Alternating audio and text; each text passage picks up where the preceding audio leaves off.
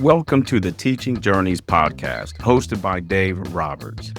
Humanity possesses a unique skill, the ability to pass knowledge from one generation to the next.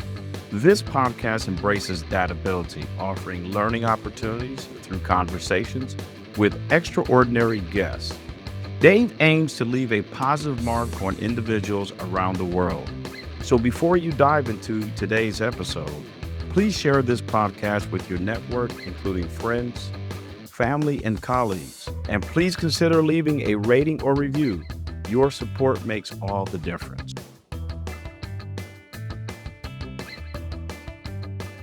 Hi, everyone, and welcome to another episode of the Teaching Journeys podcast. I'm your host, Dave Roberts, and today it is my absolute pleasure to have as my guest Claudia Wyatt.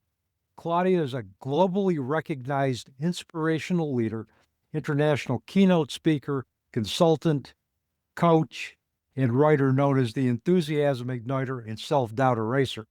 With over 20 years of experience coaching high-performance teams and leaders, she helps individuals and organizations break free from limiting beliefs, strengthen communication, and lead with unshakable confidence. Claudia is a certified confidence, cognitive behavior, and life purpose coach with emphasis in leadership, empowerment, and wellness. Having transformed profound personal loss into purpose, Claudia brings authenticity, heart, and fire to every stage she steps on. She is the founder of the Walkabout Method, her signature framework guiding leaders and individuals to reclaim their power, elevate emotional intelligence, and lead boldly from within, showing up as themselves and living on purpose. Her impact spans global stages, corporate leadership summits, conferences, podcasts, radio, and media platforms. Whether she's delivering a keynote, consulting with executive teams, or coaching individuals one-on-one, Claudia's presence is electric and her impact immediate. Audiences leave energized, awakened, and ready to take bold action. Companies hire her because she transforms culture and performance.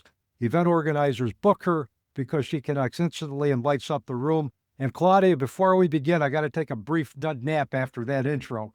But I didn't realize you were going to read the whole thing. I would have given you something short. Hey, you told me this was your short bio, so I and To be short. the customer's always right, as you know.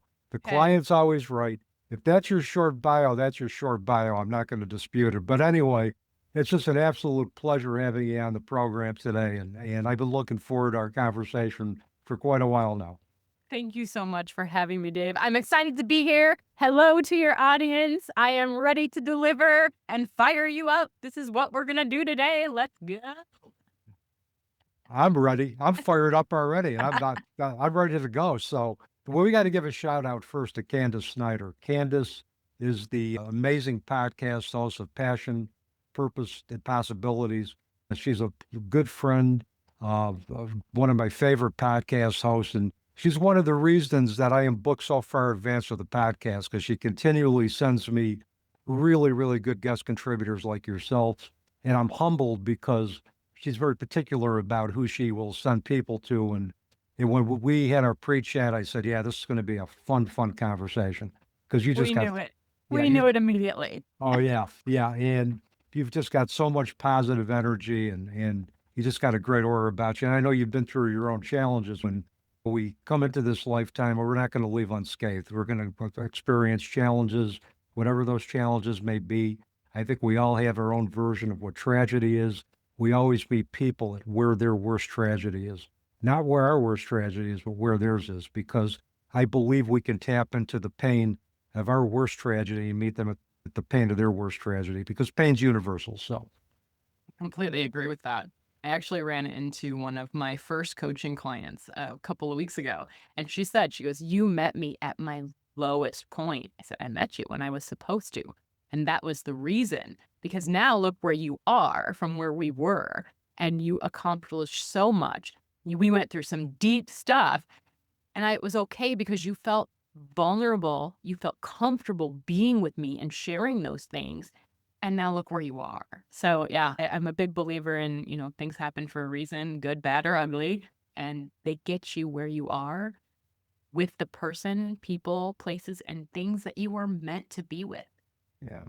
And it's usually in the ugly that we find the beauty of ourselves and the beauty in others because, we don't learn from the good stuff, but certainly we're transformed by the bad stuff. Absolutely.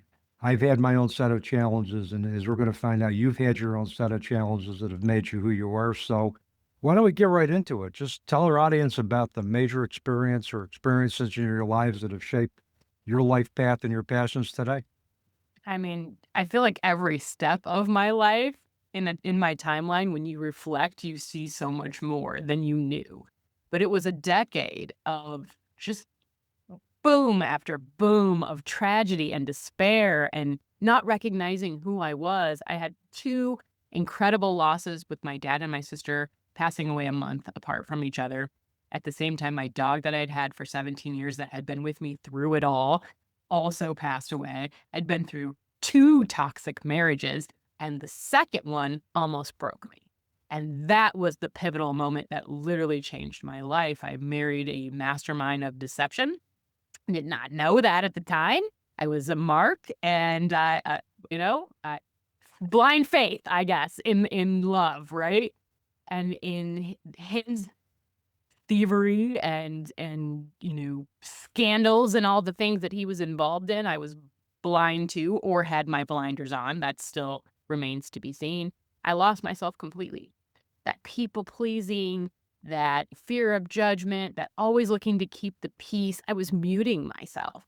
And each day that I would do that, I was taking another piece away from myself until I just couldn't fight it. It was just exhausting. And I would pretend I was fine all day, every day, because no one really knew what was going on with me, because I didn't really know what was going on with me at the time. But it was in that moment that I woke up one day and said, this isn't who I am, and this isn't the life I was meant to live. It's time to do something about it. And I dove into the work. And all of those things led me to starting my own company, to doing shows, to speaking on stage, to helping other people. Because I vowed in that process that was so dark and deep that I would never let anyone go through what I went through alone. Because I was so surrounded by fear and judgment, shame, guilt, that I didn't want anyone to know what was happening with me. So I was going to fix it myself. And in those moments, yes, it can be done, but it's really hard. And I didn't want anyone to have to go through more pain than they needed to. That's unnecessary pain because of fear. Yeah, and what you've described, I mean, you're talking about a series of losses and life challenges. And first of all, losing a parent is one of the most traumatic things that can happen to any young adult. Losing a sibling, and I've said this on other podcasts on my own and when I've been a guest, sibling grief is not acknowledged or honored enough. There's very little research done on sibling grief. And when a sibling dies, everybody's concerned about the parents, and rightfully so. But the siblings had their own unique relationship. And you would tell your sister things you'd probably never tell your parents. Absolutely. And You have your sibling, I call it shenanigans. yeah, yeah, You can't tell your parents. It's your secret code. yeah. And you can't replicate that with your parents because you can't replicate the sibling relationship with anything other than another brother and sister. But then again, even with the sibling that passed, that relationship is unique and you can never replicate that relationship in kind. But a lot of times individuals are concerned about the parents and the siblings here. Well, you got to be good for your mother and father. They're going through a lot. And the siblings looking, what the hell? What about me? My relationship was sacred and that needs to be honored. And I teach a death, dying, and bereavement course at Utica University, and I tell my students, I said, look, if you're dealing with the loss of a child, and you will deal with this if you're working with children and families, don't forget the siblings. Make sure their voice is acknowledged. And then you're talking about two toxic relationships and one where you were just literally sucked in. And I think anybody could have gotten sucked in because master deceptors are very manipulative. They're very smooth. They're very ingratiating. Probably have a lot of antisocial and narcissistic traits. Oh, 100%. That was one of the major factors in my life is I realized I was a magnet for narcissism because I was a people pleaser. Yeah. And it was just like mind blowing once I opened that, up and realized they're everywhere and they're literally surrounding me. So once I found my own defense mechanism for narcissism, they let me go and we went our separate ways, which is amazing. Yeah, I think being able to set those boundaries and then empowering yourself to say enough's enough. And I know you said there was that one particular moment that you woke up and just said, I'm not doing this anymore. And I'm paraphrasing what you said to Yeah. me. Was there anything specific about that day that just told you had enough? Was there an event that you can recall or a thought that just said, hey, I'm done. I'm out of here. I'm over this? It was one of 1,000 days of coming home from work with mustering enough strength to get up and actually go to work. And then when you come home, you're completely exhausted. So yet another day of coming home and falling to the couch and being on the couch. And that day I was like, I am so tired of being on this couch. I am living in a prison I have created for myself in my own home. So I'm starting to hate living here, even though this is my safe space, because I'm over it. And I got up and I took my dog for a W. She's in the room, so we're not saying what that word is right now. And as I was doing it, it was like I was awake for the first time in years. Like I had been sleeping in this fog, but I was like functioning somehow every single day on autopilot. And it was like I was really awake. And while I was looking at things, whether it was, people or flowers or sounds and sights and smells, I was like, wow. It was like I was seeing them for the first time. And in that moment, I stopped and I just kind of stood there and was being very present in my surroundings. And I was like, I'm not doing this anymore. I'm done. It's time to move forward. Like, we have got to get out of this rut. And I continued to walk. And as I would walk, it was just like each step was giving me more courage, more bravery, more power of coming back to myself. And that's when I said, okay, it's time to make some changes. Because that was the thing, is I was repeating patterns for years that I didn't know I was repeating. So it was time to really dive in. I was like, in that moment, all right, you've got to figure out what you're doing here because you're doing something. It has to be you. Like, you have to move forward, which means you need to take the risk to face yourself and hold yourself accountable to break these patterns. Yeah, and you're right. I mean, I think once we hold ourselves accountable and we realize we can be empowered to take responsibility for ourselves, it opens up quite a few doors. And it was just like those little things where you got up and you saw things in nature for the first time, just the little things. And then you started walking, which again, I know that's got to be the precursor to our next topic, which is the walkabout method that you discovered.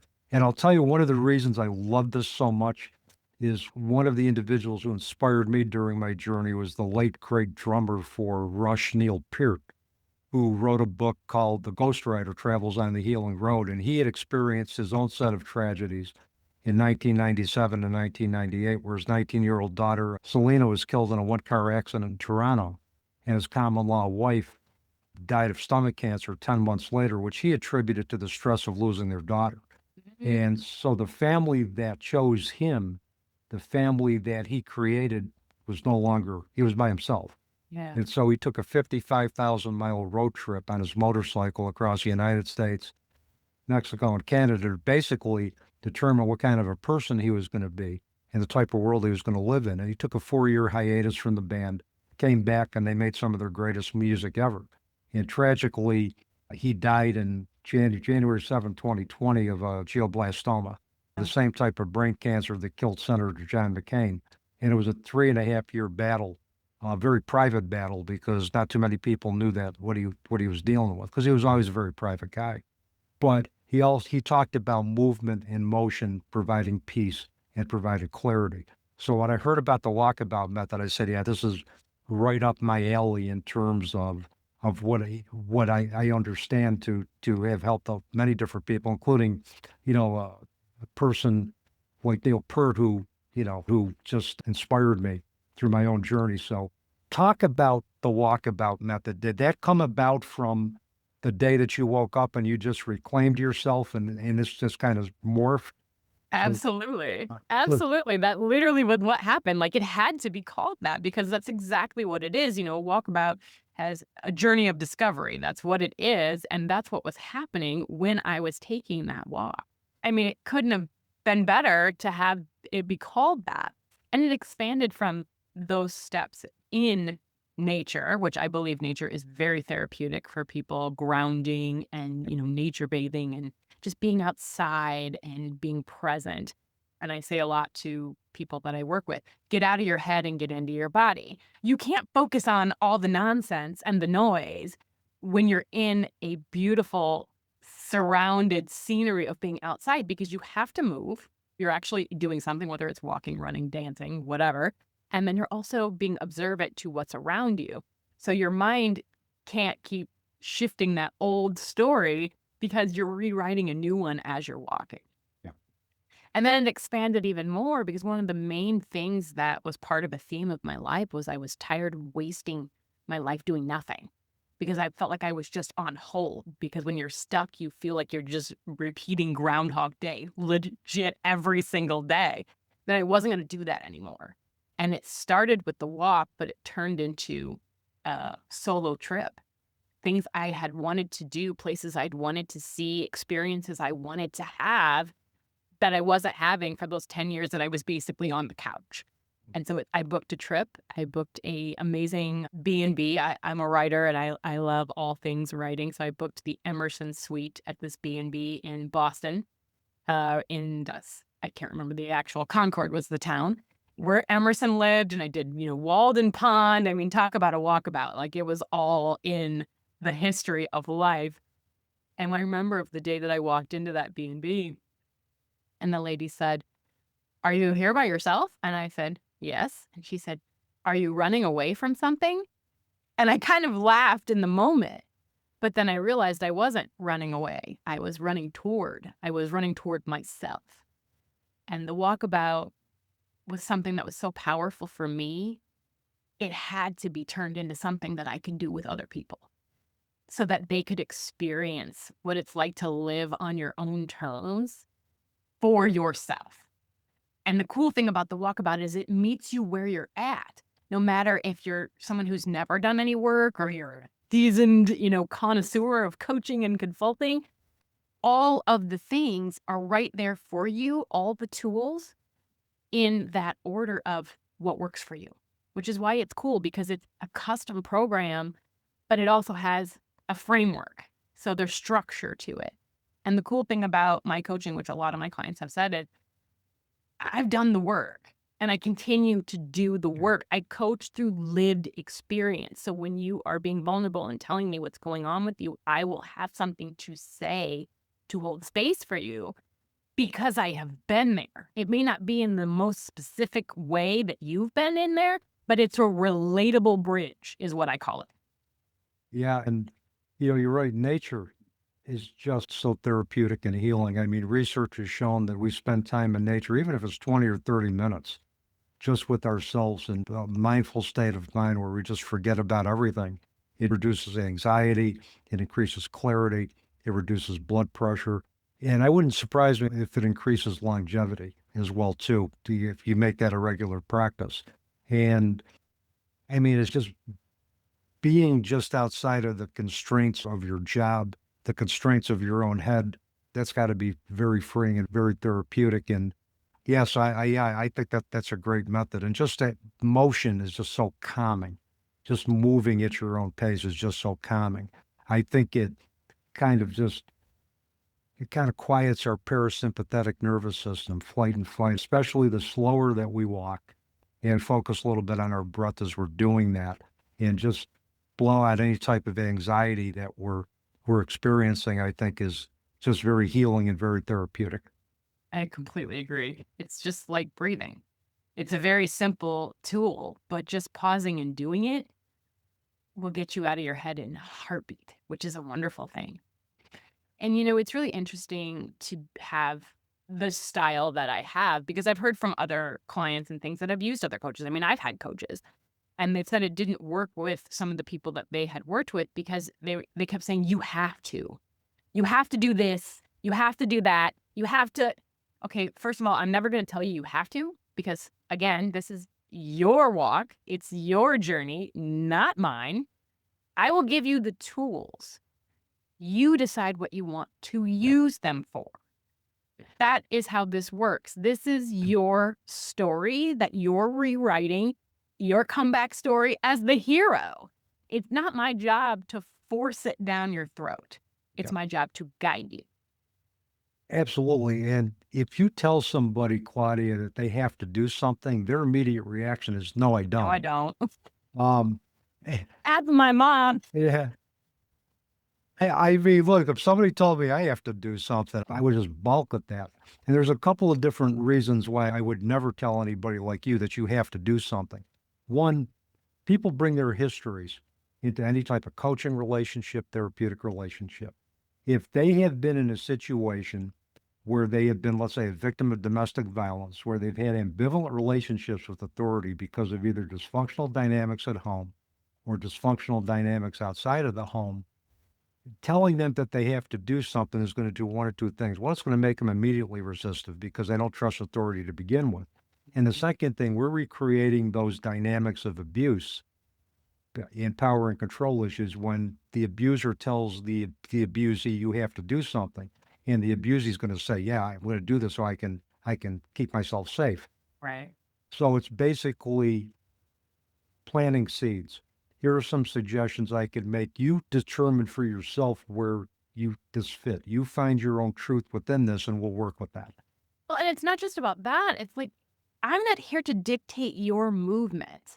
No. You're going to learn something from this process. You're going to dive deeper into things that were patterns, failures. You're going to actually see win. But if I'm telling you how to move through it, it's not your story, it's mine. And the point of you learning more about yourself is there's something that you need to see and you need to learn. And I'm not trying to take that away from you. I'm trying to be here to support you while you're going through it. Well, and the other thing, if you tell somebody they have to do something, it's unethical because you're taking away their right to self-determine, their right to free will. We were born with free will. So Absolutely. you can't be coercive. You can't force your own pedagogy or your own philosophy on another individual and force feed it to them. So yeah, you meet people where they're at, you give them some information to digest, and just see where it goes from there. I encourage people to explore and get curious. Mm. Just jump in and see what happens. Yeah. That's the thing that will keep you from being stuck, is if you just go for it. And I know sometimes people are scared by that, but a baby step is better than no step at all. Yeah. You don't have to go to the finish line on the first day.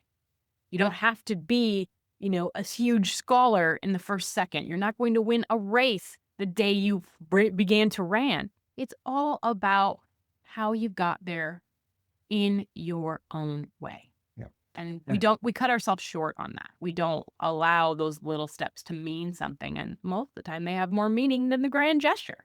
Well, the other thing, and Buddha, I think, said 1,000-mile journey starts with a single step. But in this very outcome-oriented society that we live in, it's like about results, results, results, results. And it's about getting those results as quickly or as effortlessly as you can. And we're measured by, results outcome. And for me, it's about progress. And progress isn't necessarily linear. It's about taking one step at a time, being farther ahead on Tuesday than you were on Monday. And as again, Neil Peart said in his book, keep moving, something will come up. You don't know what that may be, but something's going to come up where, the light bulbs are going to turn, where like yourself, you're going to wake up one day and say, I'm not doing this anymore.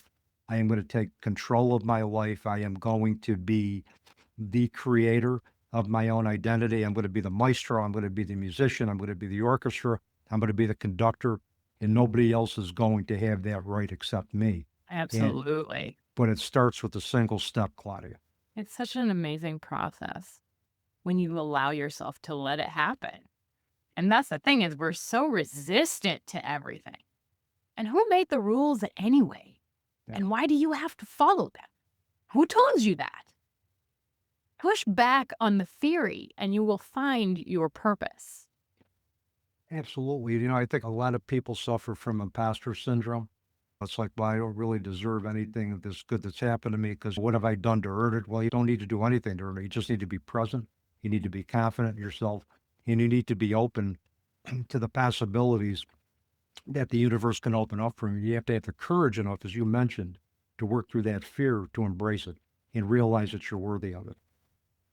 All about those old stories that are coming from our inner critic, and that's one of my areas of I specialize in. That inner critic will put you down paths you don't belong in, with people you don't belong in, because it's always telling you can't. Yeah. It's always telling you it's your fault, and it's so heavily linked to imposter syndrome. And one of the things I tell my clients when I'm working with them is, whose voice is it? Because I can bet you it's not yours. Like, I know exactly who mine was. It was my mother, because my mother was a perfectionist, and that gave me perfectionism. Literally, I've had everything, so I can relate to everything. And every time I would hear her voice telling me I was going to tank it, so I just started tanking it all the time.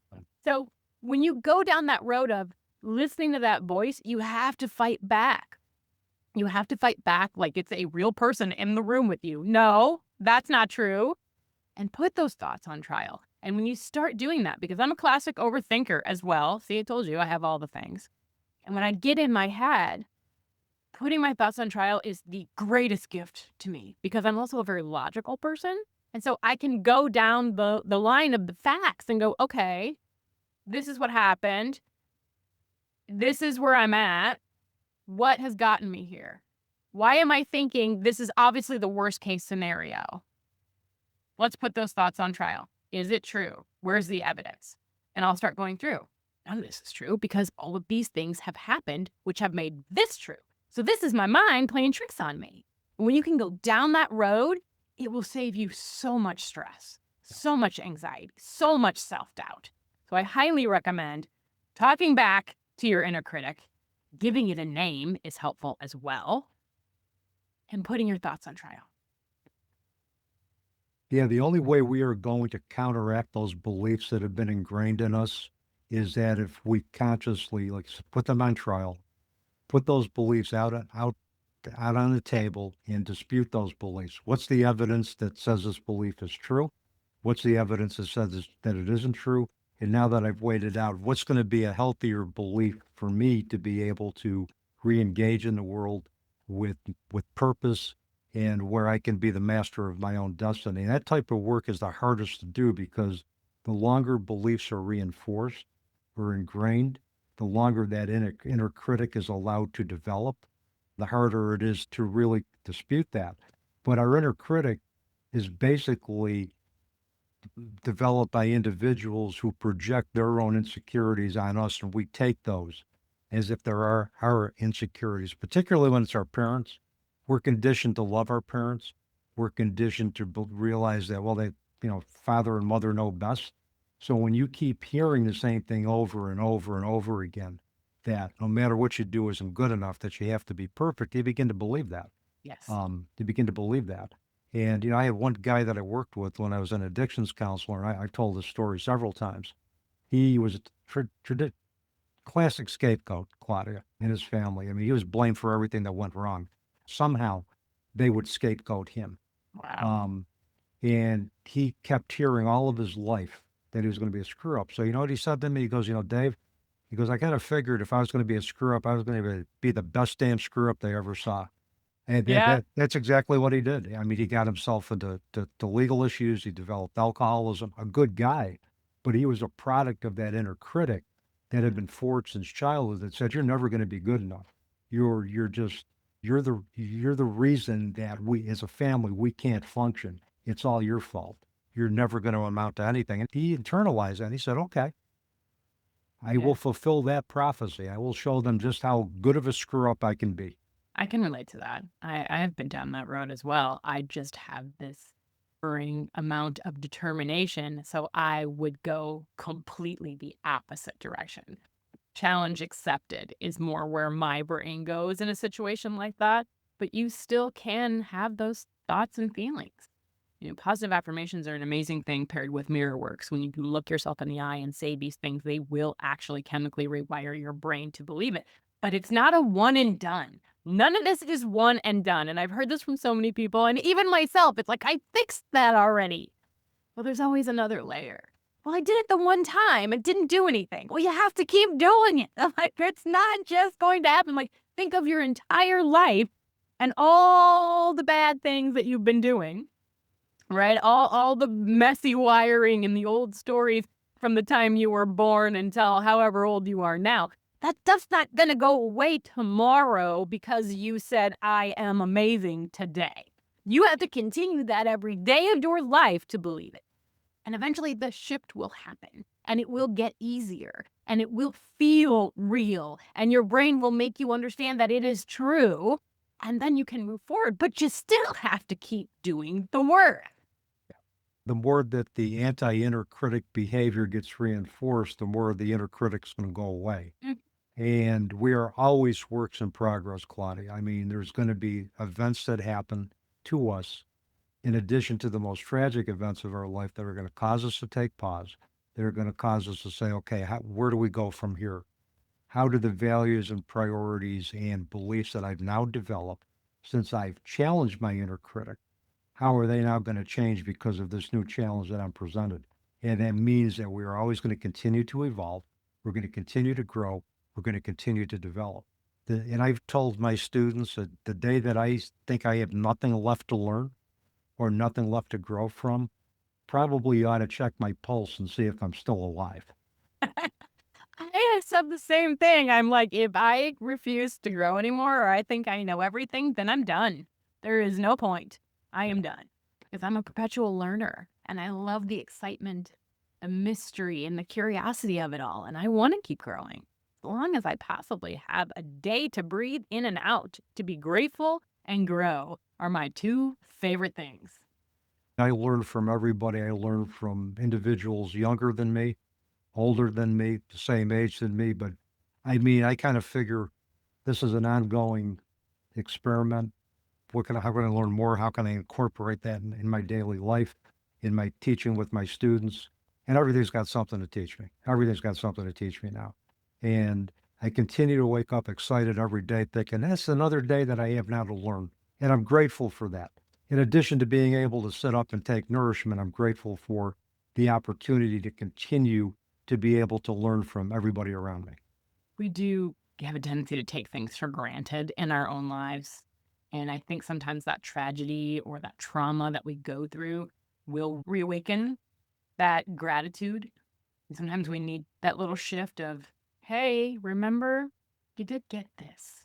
You do have this. You are still here.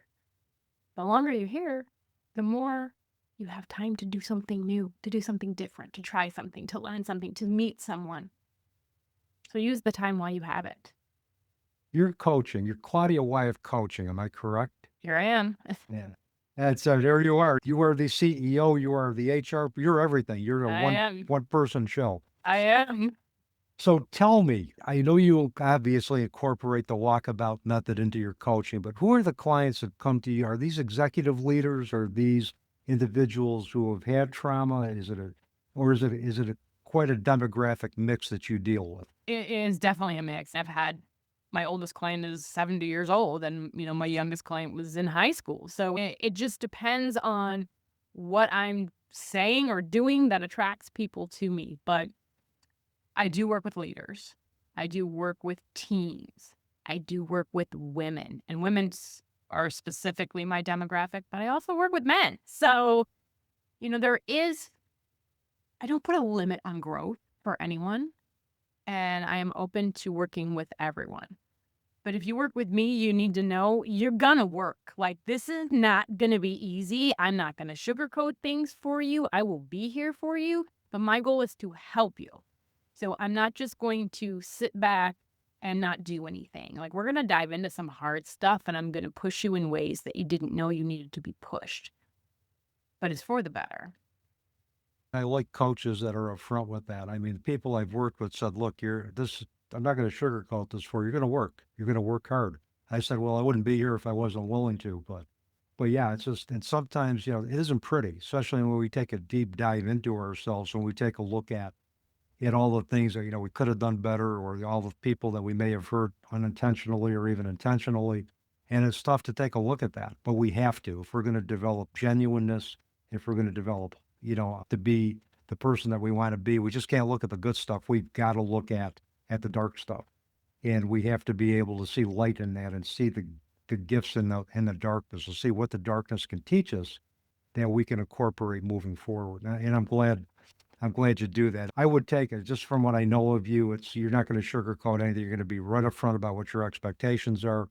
And if individuals aren't willing to abide by that or align with that, you'll probably give them, in a very graceful way, an opportunity to just kind of walk out the door, cyber door or regular door, whatever that may be. Yes, you are correct. No, I'm not for everybody, and that's okay. There's somebody out there who is for you, and there's somebody out there who is for me. But I'm here when you're ready, and I will guide you the right direction, and I will support you in ways you've never been supported. Yeah. Because I will hear you, and I will see you for who you were meant to be. Yeah. I will walk that path with you, but I'm not going to walk it for you. Yes, exactly. I love that. I saw that on Facebook. It was a meme. And if I've always committed that to memory, I can be a co-companion with you on the journey, but I can't do the journey for you, but I can support you in it. Yes. And again, I know it seems like Neil Peart, I'm channeling him today, but one of my favorite lyrics from a song that Rush did and that he wrote is that we are all islands to each other, building hopeful bridges on a troubled sea. And that's what we need to be to each other. Like you said, we can't do it alone. We need to ask for help. We'd like to think we can do it alone, because asking for help has been so stigmatized in our society. But nothing good as far as our own personal development never came in isolation. It came because we had the support of people who cared, who were willing to support us, willing to see the good stuff in us when we couldn't see it in ourselves. And those are the kind of people that we need moving forward. So I found this, I think, on your website, so I wanted to throw this out at you. And I know we've probably alluded to this, but I'm going to ask you to kind of, fill in the blanks or expound on this a little more. What would it look like if we really, truly believed in ourselves? Can you imagine? Beyond anything you have ever thought about, done, or seen. It's like using that 10% of your brain that no one ever uses. You would go above and beyond. If you came out of the womb with, I believe in myself, and you didn't have any of the fear, any of the judgment, any of the shame, anything to disrupt you from who you are, you would be unstoppable. You would rise higher and taller, faster and stronger, and enjoy the ride, because you would see everything, every lesson, as a win. But here's the thing. You can have that. It is real. Because once you believe in yourself, you can do anything, because the noise goes silent and your voice is loud and proud in everything you do. Your failures don't mean failures to you. They mean, okay, let's do it again. Let's do it different. That's what it means. It doesn't get you into the doom and gloom. It gets you into the hope and the excitement of, let's do it again. Let's try something better. Let's continue to move forward, where every experience becomes exciting. It's real. It can happen. But it starts with you. You got me fired up on that one. Heck, I think you've been fired up through this whole podcast episode. Yeah, I think you go to sleep fired up. I know, I do. But you know what? I sleep really well. With all the energy and the positive energy you put forth during the day, I imagine you do sleep well. Because you put 100% of yourself into anything you do every day, and I can see that. So, but you mentioned that, what it would look like if we truly believed in ourselves. We would believe in potential, not limitation. We would look at not failure, but we would look at opportunities to grow. We would reframe everything. And we would look at everything that happened to us as being in service to us, as opposed to being in service against us. And Yes. it's just a matter of when we believe in ourselves, we take a look at everything that happens to us differently. We talk about the law of attraction, that, the energy that you put out's the energy you get back. But if you, with that type of mindset, if you truly believed in yourself, it has to be anything. It couldn't be anything else but positive. And you're going to attract positive events. You're going to attract positive people in your life. You're going to just feel good physically about yourself. You won't be as sick as much. Your immune system is got to be boosted just because you're feeling so good. And that life force is flowing through you. And that's going to increase your quality of life. It's going to increase your longevity. And it's going to give you a greater sense of purpose than you ever thought possible. Couldn't agree more. And it doesn't mean that you can't have negative thoughts. It doesn't mean that you can't have a bad day. It doesn't mean that, shit's not going to hit the fan. But you don't have to live there. No. That's the key. And, I don't hang around with happy people, Claudia, and I'm going to explain that. I mean, happiness is a big part of my life, but the person who says, they're having the best day of their lives, 24 hours a day, 7 days a week, every time you ask them that question, is to me denying a great part of their existence that is key to their being able to function in the world. If I asked you, Claudia, how are you doing today? You said, Dave, today royally sucks. We could have a conversation. Because I could hold space for that, because I'm thinking to myself, well, she's genuine. She's not telling me things are great when they're not. No. And of course, you have to have a certain amount of trust to be able to do that with somebody. But when somebody tells me their day sucks, it's like, okay, let's sit down and talk about that. I can deal with that, because I've had plenty of days in my own journey with my own, bouts, my own encounters with tragedy, where I had a lot of sucky days. And there were people there for me to sit with my suckiness. Yeah. And I feel I can do the same, but don't tell me you're happy when you're not. Just be genuine. I'm not going to run away from that. We don't have to fall into the happiness trap that society wants us to believe is the key to fulfillment. I believe the key to fulfillment is embracing all of who we are, and that's the yin and the yang of who we are.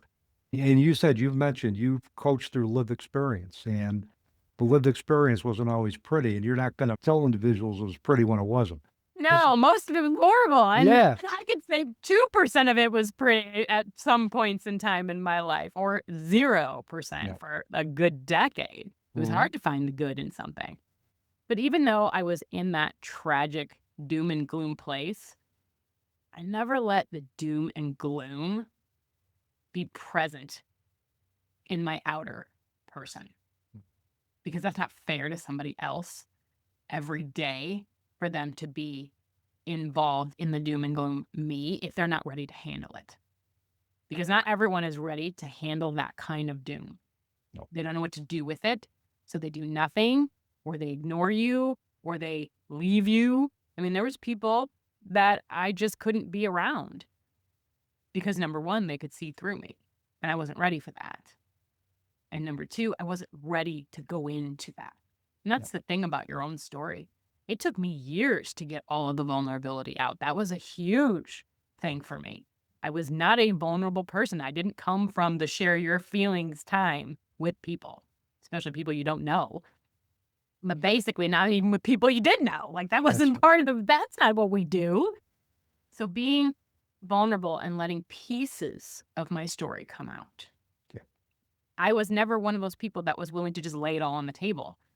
From our first meeting, hi, how are you? This is my life story. That's not me.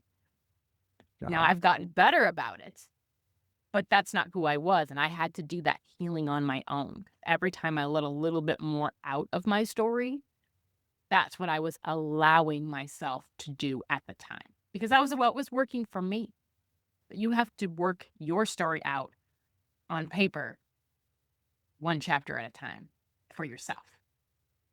And I think as coaches, as clinicians, we have to allow our clients to find their emotional comfort zone. If they only want to go a particular point in their story and they're just saying to you, Claudia or Dave, this is as far as I want to go right now. This is what I'm comfortable with. We have to respect that.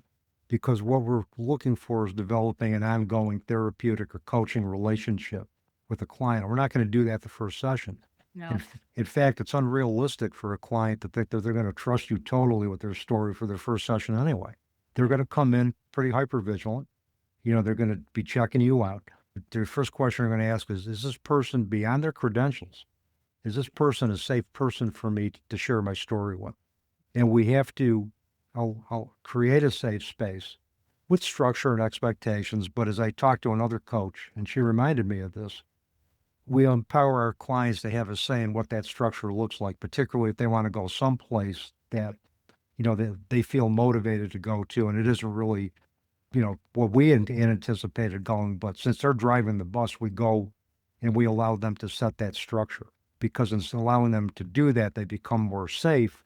And then eventually you're going to get to what you need to get to anyway. But it's just, the story will come out as it's supposed to come out in as many pieces as it comes out, and, at the right time. And the right amount of that story will come out when it's supposed to. So we just have to be patient and allow that process to unfold naturally and not force it. 100%. And I mean, I've had that conversation with people before. I'm a huge fan of questions because questions opened up a lot of answers for me. But, in the beginning, I was like, I don't do that. That's not me. And I would walk away from it, and all of a sudden it would hit me and I would be like, oh my gosh, I do that. But I've had people that'll say, I don't have an answer to these questions. Like they're failing a test because they don't have the answer. And I'm like, listen, not all of these questions are for you right now. There would be questions I would go through and I would, put a bookmark in them and go, I'm not ready for this one yet. This one's going to be for later. It's okay if you come into a group and I have given the group a bunch of questions to just spark your brain, right? Spark those feelings and those emotions and those memories. It's okay for you to come in and go, I don't have anything. You're not out because you don't have an answer yet. It just means it's not time for you to answer that question. Yeah. But, this is not an exam where you're on a time limit. There isn't an expiration date with doing the work. It comes when it's meant to, when it's supposed to. Yes. So don't put so much pressure on yourself. This isn't a right or wrong situation. And we have to break that mentality as well. Yeah, absolutely. Realize that we're all works in progress, and that the answers are going to come to us in its own time. And they're going to most likely come to us when we quiet in our mind and, we sit in the stillness, and all of a sudden it's like we get those moments. But, we have to allow ourselves we have to feel that we're worth it enough to sit in the stillness and realize that all the answers that we have are all within us. All we have to do is sit in the quiet and we can figure that out. So, Claude, I could probably talk to you for about another 2 hours. I know, it just like the time goes so fast, doesn't it? It does. But I've got a surprise question for you. Okay. And I know you like surprises. I do like surprises. All right. So this is my question. I've been asking this to several of my guests lately. If you could design the one perfect day for yourself, what would that perfect day look like? Oh. Okay, first of all, there can't be a time limit on the day because I'd have to work all of this in, right? So eating whatever I wanted, sleeping in, definitely going for a walk on a beach would be fabulous. There needs to be some shopping and definitely some spa treatments and being surrounded by the people that I love. That sounds like a perfect day. And if there's anybody that could get more than 24 hours out of a day, I would bet on you. In fact, I kind of figure, well, if I hear that we're on something called Claudia time, I'll figure that we've had like about 48 hours in a day now as opposed to 24. And I'll have attributed it all that to your energy. I love that. And Claudia time would always have dancing. There would always be dancing on Claudia time. I've told my students, I said, if you see me dance, there's not enough therapy in the world that's going to see that. But the times that I have danced, and even though I kind of feel it myself, I kind of look awkward, it was still very freeing and very fun. I mean, but I think there's probably no right or wrong way to dance. Just move your body and just be comfortable with it. So feel the music. It's all there. One of my last questions for you. You've left us with so much good stuff today, but leave our audience with one ultimate takeaway that you'd like them to remember for today. Accept where you're at in this moment. without trying to go forwards. We want to live in the future so badly, we miss out on being present. Accept where you're at and be grateful that you have another day to step forward. Truer words weren't spoken, because you're right. So many times we are just focused on what the future is going to bring. And sometimes we're worried about what we did in the past, so we forget the present moment. And it's important to remember where we are in the present, but also understand that the past did get us there. Yeah. But staring at the past isn't going to help us orchestrate our present. We can learn from the past to orchestrate our present, but staring at it is only going to keep us stuck at the present. You are correct. My last question for you for today is, if people want to get in touch with you, contract for your services, contract for you to speak. We didn't even get into your speaking engagements, but it might be a part 2 for the podcast. I would definitely do a part 2 for sure. Cool. So tell us how we can get in touch with you. My website is probably the best way to find me. It's ClaudiaWyatt.com. Everything about me is under my name, so you can email me at connect@ClaudiaWyatt.com. I'm on LinkedIn, Instagram, and Facebook, all under Claudia Wyatt. Reach out. I would love to connect. And I will make sure all of your contact information gets in the episode notes before we go live. Claudia, thank you so much for just a great conversation. I had so much fun talking with you today, and I'm looking forward to a part 2 in the future. I love it. Thank you so much for having me. This was amazing. And thank you to your audience for listening. Appreciate you. I appreciate you too, Claudia. Thank you. And with that, that's a wrap on another episode of the Teaching Journeys podcast. I'm your host, Dave Roberts, wishing you peace.